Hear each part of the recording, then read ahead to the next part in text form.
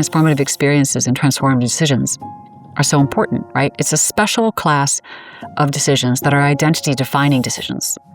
You use them to define, in some sense, the kind of person that you are, or maybe even if you want to change yourself, to make yourself into a new kind of person.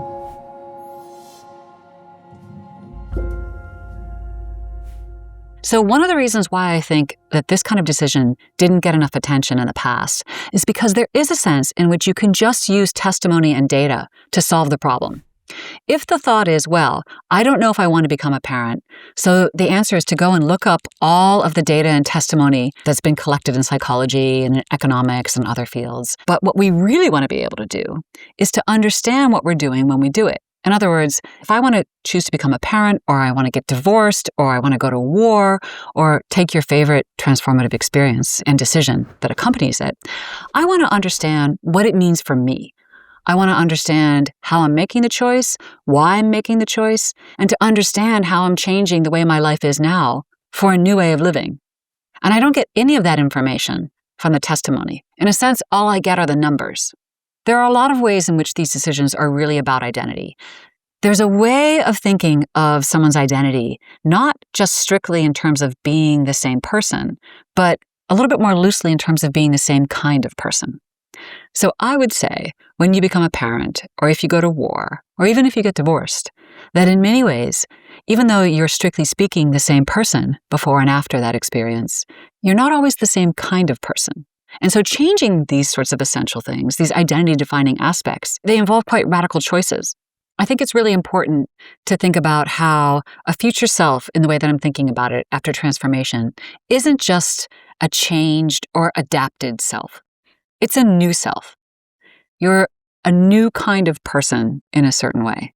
As I said, you still have your birth certificate, you still have your driver's license. In some sense, you're the same person. You've persisted through the change. And yet, I think something indefinable, or maybe even somewhat definable, has changed. And I think about this as involving a very kind of deep epistemic shift. I've done some computational research with some of my colleagues at Yale on how to think about this in terms of conceptual frameworks. So let me start with the example that we explored, just to get a sense of how this shift happens. We explored little agents, these are artificial intelligence agents, that learned to navigate a two-dimensional space. So they lived in what you can describe as Flatland. And this is explicitly a reference to a famous book called Flatland by Edwin Abbott, which was about these shapes that lived in a two-dimensional space.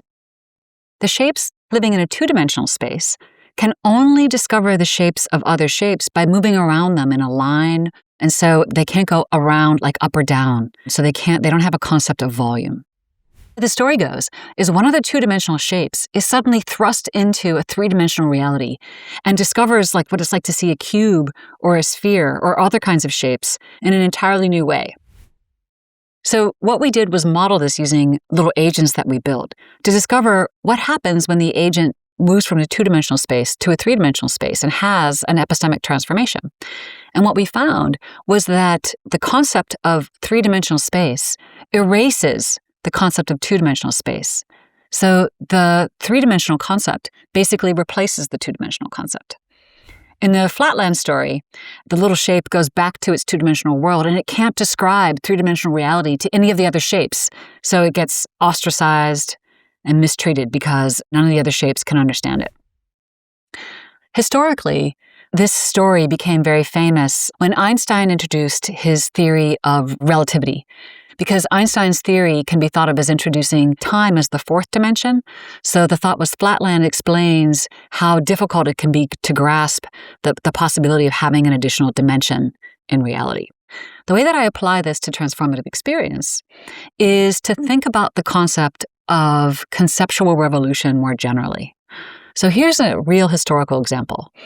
In antiquity, we used to think that the sun revolved around the earth, right? And this seems to make sense. It stands to reason, right? You see the sun rise in the east, you watch it travel across the sky, and it sinks in the west.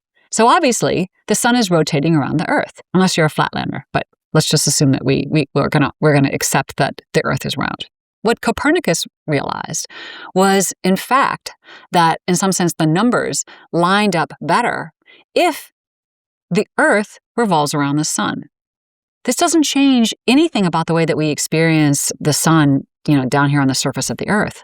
What he realized is that we needed to replace our conceptual framework where the sun was rotating around the Earth with a new conceptual framework where the Earth rotated around the sun.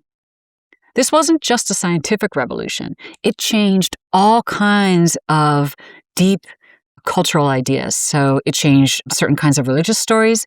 It changed very broadly what we thought the role of human civilization was, like in the nature of the universe, right? Because all of a sudden, instead of the Earth being the center of everything, it turns out that the sun was the center of the universe. I think of personal transformation as being like this, right? In other words, replacing one way of thinking about the world, one conceptual framework, with a different conceptual framework. It's like discovering a third dimension, or discovering that one way you thought about the world, like thinking that the sun is rotating around the Earth, with a completely different way of thinking about the world, where the Earth rotates around the sun. It's a mini scientific revolution, like a revolution of one. So I think of a person as constructed from a series of selves over time. And the self that I am now, that realizes the person that I am, is comprised really of a collection of dispositions, of ways of thinking, of ways of making sense of the world. And what transformation does is sort of destabilize this collection.